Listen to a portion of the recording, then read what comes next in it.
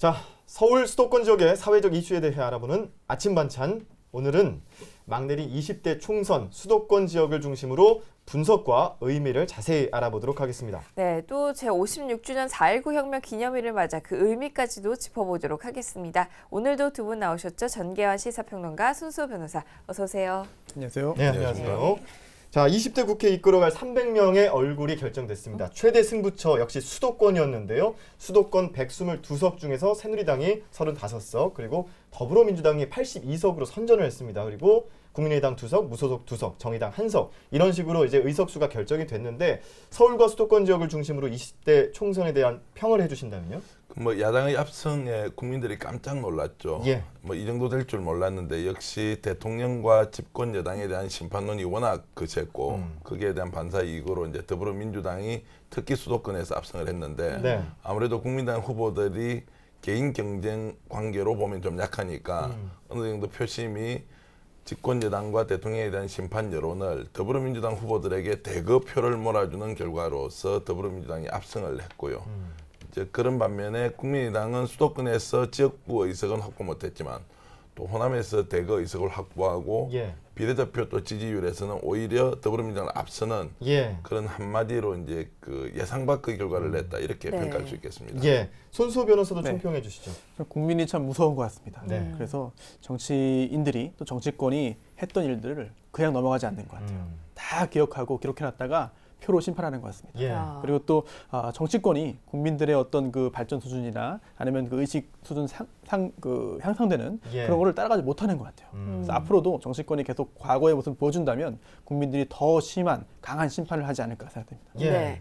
20대 총선 수도권에서 여당이 참패하고 야당이 선전한 것은 아무래도 20, 30대 젊은이들의 어떤 분노가 폭발했다. 이렇게 분석이 나오고 있는데 어떻게 보시나요? 뭐 그렇습니다. 이제 통상적으로 정치 불신이 심화되면 투표장에 가지 않고 오히려 투표를 포기하는 사람들이 많지 않았습니까? 네. 그런데 이번 같은 경우에는 20, 30대가 오히려 그런 정치 불신을 심판해야 하겠다 이런 마음을 이제 적극적으로 먹고 과거에는 20대, 30대가 대체로 총선 투표율이 한 45% 전후였는데 이번에는 거의 50%에 육박합니다. 네. 그럼 이 5%포인트 정도의 증가가 어떻게 갔느냐.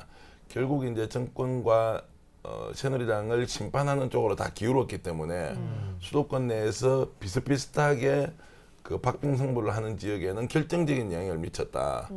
그래서 이제 20, 30대가 정말 그 앵그리 영 보터, 네. 즉 분노한 젊은 유권자들이 이제 정치의 중심에 서서 정치 불신이 생기는 부분을 피하는 것이 아니라 직접 심판에 나서는 주권자로서의 자기 위치를 확고하게 하고 있다. 이렇게 평가할 수 있겠습니다. 네.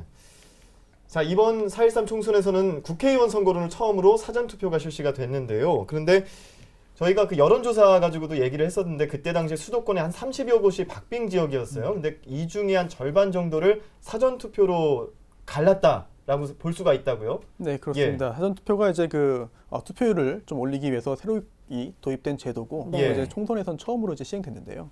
결과적으로도 투표율을 올리는데도 도움이 된 것 같고 네. 또한 그 당락 결정에도 큰 영향을 미친 것 같습니다. 아하. 특히나 이제 그 1000표 내로 승부가 갈린 그 접전 지역이 네. 이번 총선에서 총 13곳이었는데요. 그 중에 5곳이 사전 투표로 인해서 당선자가 바뀌었다고 볼 수 있습니다. 네. 네, 왜냐하면 뭐 특히나 대표적으로 조응천 더불어민주당 그 후보가 이제 당선인이 됐는데요. 예. 그때 그 상대방 새누리당 후보를 249표 차로 이겼습니다. 그런데 사전 투표를 제외하고 보면은 오히려 지는 거로 나오거든요. 따라서 사전 투표로 인해서 당선자가 바뀌었다라고 볼 수 있겠고요. 그러네요. 네, 또 인천에서도 이제 굉장히 박빙이었던 지역구가 인천 연수갑인데요. 네. 여기서도 그 당선자인 더불어민주당 박찬대 당선자가 역시 사전 투표에서 이긴 걸로 역전을 시켰습니다. 예. 네, 그리고 또 하나 반대로 보실 수 있는 게 그 국민의당의 김영환 후보가 있었는데요. 현역 예. 의원이죠.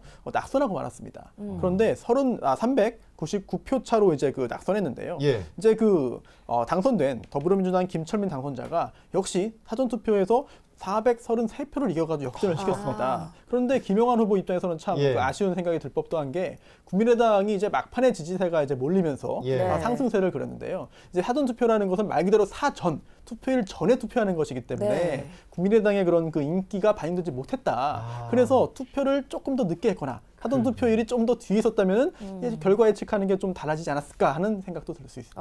그러네요. 그럴 수 있겠네요. 예. 4.13 총선은 사실 이제 전국 곳곳에서 펼쳐진 드라마였다 이렇게 얘기도 들리곤 하는데 다양한 이야기를 지닌 어떤 당선자들이 뭐 유권자들의 눈길을 끌기도 했는데 서울 지역에서 그러면 좀 눈길을 끌었던 당선자 혹은 낙선자 어떤 분들이 있었을까요? 네, 결과로 놓고 보면 뭐 당선자, 낙선자들의 이제 희비가 엇갈렸을 텐데 네. 사실 국민들이 뭐 서울 시민들 마찬가지일 텐니다. 여론조사 결과가 왜 이렇게 다른가 다들 궁금해하셨을 것이고요. 예. 또 저희들도 정치평론을 하면서 여러 전망을 했지만 그 전망이 실제 맞지 않았습니다. 네. 우리가 보통 이제 그 전망을 한다는 것은 두 가지 그 요인을 가지고 하는 첫 번째는 통계입니다. 여론조사의 통계와 그렇죠. 네. 지금까지 역대 선거의 투표율이나 투표 경향을 가지고 경험을 가지고 그래서 통계와 경험 두 가지를 가지고 예측을 하는데 예측이 전혀 맞지 않았다는 것은 후보자를 떠나서 이게 우리가 지금 현재 하고 있는 예측 시스템이 맞느냐 이제 그런 면에서 보면 특히 서울 종로에 이제 정세균 그 더불어민주당 후보와 오세훈 전 서울시장의 경쟁 같은 경우는 네. 네. 단 한 번도 정세균 후보가 앞선 적이 없었죠. 여론조사에서. 그렇습니다. 예. 그런데 실제 뭐 표를 깨보니까 한 10%포인트 이상의 그렇죠. 차이가 났던 압승을 것은 했죠. 어느 누구도 이게 설명이 잘 안 되는 부분이다. 그래서 이제 이 지역이 오세훈 전 시장은 최근에 발표된 것도 총선 이후에 새누리당의 대선 후보로서 아직도 공고하게 지지세를 갖고 있는데 이분이 이제 떨어졌다는 것이고 거꾸로 정세균 후보가 당선됐는데 과연 이분이 또 대선 후보로까지는 가겠느냐 뭐 이런 의문이 드는데 어쨌든 이 지역도 굉장히 이제 그 선거 결과가 예측을 하지 못했던 네. 곳이고요. 네. 국민의당의 그 관악의 김성식 후보가 더불어민주당의 유기용 후보를 또 이겼습니다. 아. 여기도 한 번도 이기질 못했고 특히 출구조사에까지 김성식 후보가 앞서지를 못했는데 막상 네. 표를 다 깨보니까 1200여 표 차이로 김성식 후보가 당선이 됐던 거죠. 예. 그래서 국민의당 후보도 서울이지만 후보 경쟁력이 있으면 충분히 당선될 수 있구나 네. 이런 가능성을 보여주면서 안철수 후보와 함께 이제 수도권에서 2명의 지역구에 당선되지 않습니까? 예. 그것이 이제 김성식 후보가 됐다는 것이고요. 또 특이한 지역이 하나 있습니다. 아. 강서구에 네. 그 새누리당의 김성태 후보와 네. 그다음에 더불어민주당의 진성준 후보, 그 원래 친노 직계로서 전략기획위원장을 했던 분이고 강서가 전통적으로 야당 쪽이 좀 유리할 것이다. 그러면 수도권에서 야당이 이렇게 큰 바람을 뒷받침받아서 당선되는데 또 이 지역은 김성태 후보라는 소장파 새누리당 의원이 당선됐습니다. 아. 이제 그런 것들을 종합해 보면 네. 이변 지역이 속출했고 그 이변을 우리가 논리적 체계적으로 좀 설명하기 어려운 좀 선거 양상이 아니었느냐. 그렇게 저는 이제 보고 있습니다. 네, 한치 앞으로 알아볼 수 없었던 그런 수도권 선거였는데 이번에 서울 지역에 대해서 알아봤는데 인천, 경기 지역에서도 당선자하고 낙선자 화제의 지역들이 있었을 것 같아요. 어디가 있었나요? 네, 좀 제 기준으로 선정해가지고 객관성은 떨어질 것 같은데요. 예. 일단 경기에서 한 곳을 보자면은 예. 저는 그 심상정 의원의 그 당선을 좀 꼽고 싶습니다. 네. 뭐 과거에 지난번 19대 총선 때는 이제 그 새누리당 송범규 후보랑 정말 전국 최소 표차를 보였거든요. 네. 아주 190표 정도를 이겨서 아주 신승을 했는데 예. 이번에는 뭐 야권 단일화가 되지 않았음에도 불구하고 아주 크게 그동안 계속 그 여론조사도 앞서왔고 또한 실제 개표 결과도 이제 53%를 득표함으로써 네. 압승을 거뒀거든요. 네. 이게 그 과거에 그 야권 단일화를 해도 겨우 이겼던 그런 지역구인데 또한 그런 의원인데 예. 이번에는 정말 야권 단일화 없이도 압승을 거뒀다라는 점에 대해서 뭔가 굉장히 많은 시사점을 주는 거 아니냐라는 점을 생각하고요. 그렇게 예. 생각하고요. 또 하나 인천에서도 한 곳을 꼽자면 그 화제의 당선 낙선자라고 한다면 이곳을 뺄 수 없을 것 같습니다. 바로 전국 최소 표차로 당락이 갈린 몇 표였나요? 예, 26표인데요. 아유. 인천 부평갑입니다. 아. 제가 태어나서 30년 동안 산 동네라서 더 관심이 가는데 예. 인천 부평갑이 전국적인 관심을 끈 적이 사실 없었어요. 아. 그런데 이번에는 정말 화제를 모았는데 그 새누리당의 정유섭 당선인이 당선됐습니다. 그런데 야권이 단일화를 하지 못했기 때문에 굉장히 좀 어부질이 얻은 거 아니냐라고 네. 할 정도로 굉장히 근소하게 이겼고요. 또 패배한 그 문병호 현 의원인데 이제 20대 때는 이제 그 좀 어렵게 됐습니다. 이 경우에도 이제 안철수 대표나 국민의당 입장에서는 굉장히 좀 안타까운 그런 선거고 지역구로 그렇죠. 꼽을 수 있지 않을까 생각됩니다. 예. 자, 이번 총선 국민의 표심이 국민의 선택으로 어떤 선거의 그 당락이 좌우가 됐는데요. 그런데 이렇게 국민들이 뽑은 대표들이 어떻게 보면 선거법 위반으로 무효가 되는 그런 경우들이 있더라고요. 그래서 그런 부분에 대해서 어떤 지금 사태가 나타나고 있는지 네. 설명해 주시죠. 네, 이미 예. 몇몇 곳은 압수수색이 이루어졌습니다. 네. 그래서 또 그 당선인 네, 그리고 네. 또 당선인과 관련된 어떤 그 행위자에 대해서 이미 압수수색이 이루어졌습니다. 이건 벌써 검찰이 굉장히 신속하게 수사에 나서고 있다고 볼 수 있는 건데요. 예. 특히나 이제 모 의원 같은 경우에는 또 당선이 됐는데 이미 선거법 위반 재판을 받고 있어요. 이미 선거 기간 전에 했던 행위로 인해서 예. 재판을 받고 또 선거 기일까지 지정됐었는데 이번에 그 선거 때문에 좀 뒤로 미룰 정도로 이렇게 선거법을 위반한 경우가 좀 많이 나타나고 있는데요. 네. 특히나 이제 그 4월 13일 기준으로 보더라도 이미 그 1,450명 이상이 선거법 위반으로 입건됐습니다. 네. 1,400명. 예, 그게 그 19대 때보다는 30% 이상 증가한 거고요. 예. 또한 13일에 당선된 당선인만 보더라도 19대 때는 79명이 수사를 받았는데요. 입건됐는데 예. 이미 104명. 100명이 넘는 그런 당선인이 지금 수사를 받고 있다고 합니다. 네. 최종적으로 수사 결과 검찰이 죄가 인정된다라고 해서 기소를 하고 네. 또 재판을 거쳐가지고 유죄 판결이 확정되고 예. 또 유죄 판결 결과 당선 무효 수준이기 때문에 의원직을 상실하는 경우가 몇 명일지는 좀 아직은 단정할 수 없겠습니다만 예. 어쨌든 과거에 비해서는 좀 더 는 거 아니냐라는 생각이 들고요. 또한 그것보다 또 다른 또 이제 그 분석을 하자면은 예.